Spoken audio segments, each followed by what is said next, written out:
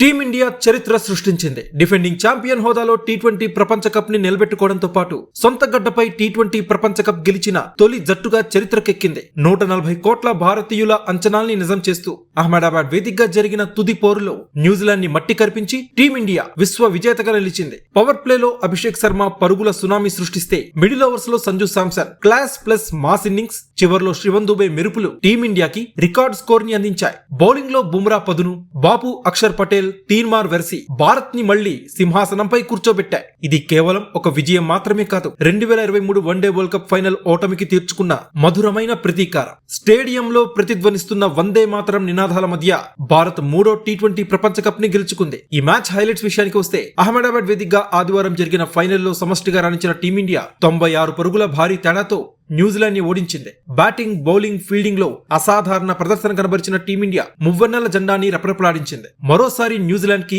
కన్నీరే మిగిలింది. 256 పరుగుల భారీ లక్ష్య ఛేదనలో 159 పరుగులకే ఆల్అౌట్ అయిపోయింది. టిమ్ సీఫర్డ్ హాఫ్ సెంచరీతో రాణించగా మిచెల్ శాంట్నర్ పర్వాలేదు అనిపించాడు. భారత బౌలర్స్ లో జస్ప్రీత్ బుమ్రా 4 వికెట్లు తీగా అక్షర్ పటేల్ 3 వికెట్లు పడగొట్టాడు. హార్దిక్ పాండ్యా, వరుణ్ చక్రవర్తి, అభిషేక్ శర్మ తలొక వికెట్ తీశారు. భారత బౌలర్ల దాటికి ఈ మ్యాచ్ ఏకపక్షంగా ముగిసింది. అంతకుముందు భారత్ నిర్ణీత 20 ఓవర్స్ లో 5 వికెట్లకి 255 పరుగుల భారీ స్కోర్ చేసింది. టాప్ 3 బ్యాటర్లు సంజు శాంసన్, అభిషేక్ శర్మ, ఇషాన్ కిషన్ విధ్వంసకర హాఫ్ సెంచరీస్ తో చెలరేగారు. చివర్లో శివన్ దుబే మెరుపులు మెరిపించాడు. ఇక న్యూజిలాండ్ బౌలర్స్ లో జేమ్స్ నీషమ్ 3 వికెట్లు తీగా మ్యాట్ హెన్రీ, రచిన్ రవీంద్ర చెరొక వికెట్ తీశారు.